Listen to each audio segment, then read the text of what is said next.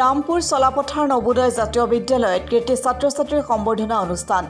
নগাঁও জিলাৰ বটদ্ৰৱাৰ এক আগশাৰী ব্যক্তিগত খণ্ডৰ শিক্ষানুষ্ঠান হৈছে ৰামপুৰ চলাপথাৰ নবোদয় জাতীয় বিদ্যালয়।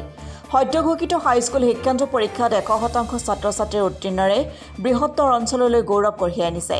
সমাজৰ আগত নিজৰ লগতে বিদ্যালয়ৰ নাম উজ্বলাই তোলা মেধাৱী ছাত্ৰ-ছাত্ৰীসকলক আজি বিদ্যালয়ৰ তৰফৰ পৰা ফুলাম গামোচা আৰু মানপত্ৰৰে সম্বৰ্ধনা জনোৱা হয়। লগতে মেধাৱী ছাত্ৰ-ছাত্ৰীৰ পিতৃ-মাতৃকো সম্বৰ্ধনা জনোৱা হয়। বিশিষ্ট শিক্ষাবিদ তজমল হুছেইনৰ সভাপতিত্বত অনুষ্ঠিত হোৱা সম্বৰ্ধনা অনুষ্ঠানত অঞ্চলটোৰ কেইবাজনো বিশিষ্ট শিক্ষাবিদ উপস্থিত থাকি শিক্ষামূলক ভাষণ প্ৰদান কৰে। ৰামপুৰ চলাপথাৰ নবোদয় জাতীয় বিদ্যালয়ৰ অধ্যক্ষ হবিবুৰ ৰহমানে মেধাৱী ছাত্ৰ-ছাত্ৰীসকলক ভৱিষ্যতে এগৰাকী সুনাগৰিক হৈ সুস্থ শৈক্ষিক সমাজ গঢ়ি তুলিবলৈ আহ্বান জনায়। অনুষ্ঠানত ছাত্ৰ-ছাত্ৰীৰ লগতে প্ৰায় 5 শতাধিক অভিভাৱক অভিভাৱিকা উপস্থিত আছিল।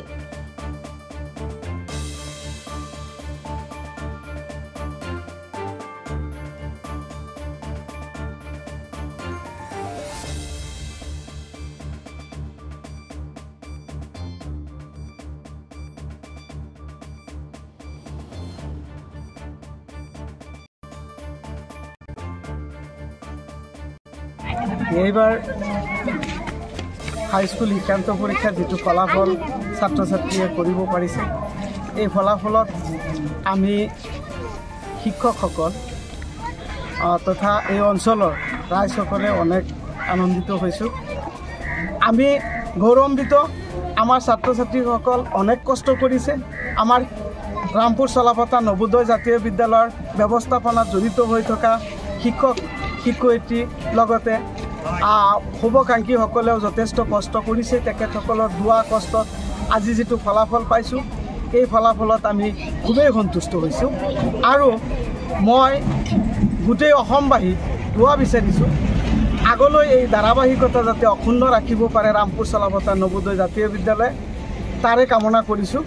আৰু আমাৰ ছাত্ৰ ছাত্ৰীসকলৰ যিটো উদ্যম দেখা গৈ আছে, আগন্তুক দিনত আমাৰ ছাত্ৰ ছাত্ৰীসকলে যথেষ্ট ভাল ফলাফল আমাৰ এই অঞ্চলৰ কাৰণে, আমাৰ এই পিছপৰা অঞ্চলৰ কাৰণে আনিব বুলি আমি আশাবাদী। আৰু এই শিক্ষাবিদসকলেও আজি তেখেতসকলৰ বক্তব্যত এই কথাখিনি ৰাখিছে যে যথেষ্ট ভাল ফলাফল আনিব পাৰিব এই ছাত্ৰ ছাত্ৰীসকল, যিসকল ছাত্ৰ ছাত্ৰী ইতিমধ্যে সম্বৰ্ধনা দিয়া হৈছে নবোদয় জাতীয় বিদ্যালয়ৰ ফালৰ পৰা। এই কথাত তেখেতসকলো আনন্দিত আৰু আমিও আশাবাদী আমাৰ ছাত্ৰ ছাত্ৰীসকলে আগন্তুক দিনত ভাল ফলাফল কৰিব। কেনেকুৱা লাগিছে? আজি বহুত আনন্দ হৈছোঁ।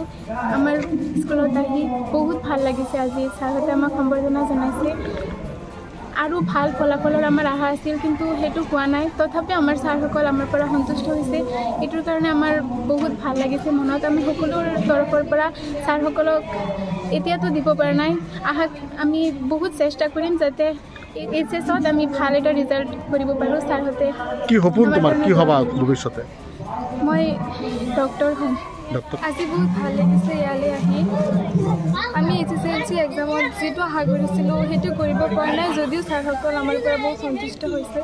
আমি চেষ্টা কৰিম আগন্তুক দিনত HSত আমি এনেকুৱা এটা ৰিজাল্ট কৰি ছাৰসকলক গৌৰৱ কৰাব পাৰোঁ।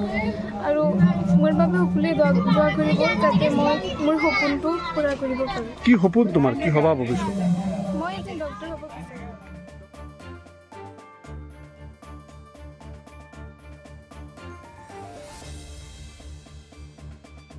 বটদ্ৰৱাৰ পৰা দিলদাৰ হুছেইনৰ ৰিপৰ্ট, অসম টুডে।